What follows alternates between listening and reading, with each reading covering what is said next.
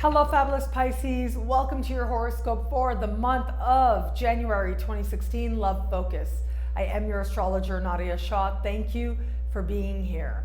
This month, in the context of love, we've got lots happening for you, lots of strong feelings coming up for a lot of people out there. And for you, that strength of feeling, especially where it comes to love, is most likely to take place if you have a friend in some way involved in your love life. So if you're open to meeting someone new and you start looking at a friend and thinking, oh, that's quite cute, I hadn't really realized before, or you thought they were cute and then you kind of let it go, now's going to be a time when you start thinking, maybe I should give this a chance, or maybe I should give this another chance, and you'll be trying to make that happen. Well, let me just say that people, they stay connected for a reason and they are not connected for other reasons. And all of that is going to become very clear. To be very straightforward with you, it does look like, as I look at this, that there might be a part of you that just wants, if you're open to meeting someone new, that desire is going to be more on the surface. So you can decide to understand it, right? Talk to friends where you know it's platonic, and desire to understand what's happening. Or it could be that you actually take action in that direction. But remember, it is Mercury retrograde, so on the one hand, all is not as it seems, but on the second hand, it likely is going to be a person that there might have been something, a little something there before, and then the energy changed, it switched up a little bit. So this will likely be a return to some romantic feelings that might have been there before. Now keep in mind though, whatever action does happen, especially mid-month, there's a certain consequentialness to it. And so what that means is there is a certain way that it's like you can't take it back, right? So if you decide to go there romantically with a friend, it will alter the dynamic of the friendship. Whether or not it works out, even if you agree that that won't be the case, chances are that it's going to be very all or nothing. And if it doesn't work out, it might be that you end up going in different directions altogether. If it does work out though, the characteristic of this particular bond, I think you're gonna find that when you're friends with somebody, right, the dynamic is completely different than when it's a relationship, than when it's a romantic thing.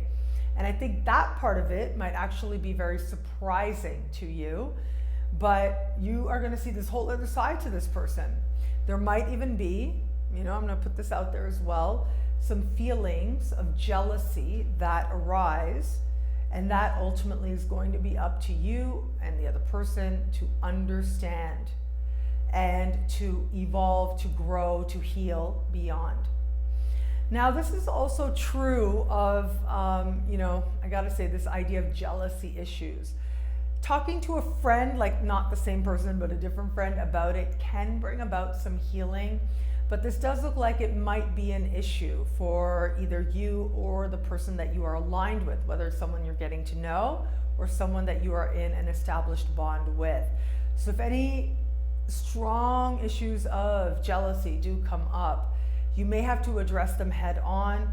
It might even be a good idea to consider working with a therapist, whether it's an individual or together. But healing that ultimately will help the bond, especially a committed bond, to get that much stronger. But where it is that you're just getting to know someone, I think that this energy is going to play out a little bit differently. Chances are you're going to, this is going to be a certain intensity arising with this person that takes you a little bit aback. And that intensity can manifest in different ways. It might be intensity of personality, intensity of belief, but it might also be like an intimate intensity that takes you a little bit off guard. And so, of course, seeing this other side of this person, a lot depends on what's happening in the individual charts. It will either, propel you towards them or like really move you away from them, really make you go, oh my God, I gotta get out of here. So it's either gonna be one of those two reactions. It looks extreme either way. Nothing is very middle ground, especially where it comes to matters of heart and matters of desire in this particular month. Also this month we do have Mars moving into fellow water sign Scorpio. I think that this is going to be good for you all around in terms of being energized by the possibilities available to you. If you're in an established bond, you'll likely start planning a trip, something romantic, something passionate.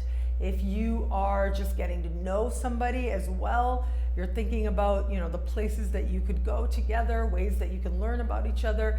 And if you are open to meeting someone new, people are different when they go on holiday. And so if you are somebody who has that desire to know different parts of you that you don't necessarily, show in your everyday life in the country or city that you live in, then you may actually find doing a little bit of journeying, going to another place, absolutely liberating and empowering. What I love about this month for you is that there's this balance happening of introspection and forward momentum. A genuine desire to have fun and enjoy life, but also an understanding that you are moving in a very positive direction, a direction of change, of meaningful change that reaches right into your soul. And with that new perspective, you can decide that whatever happens, you will be better for it, and you certainly will.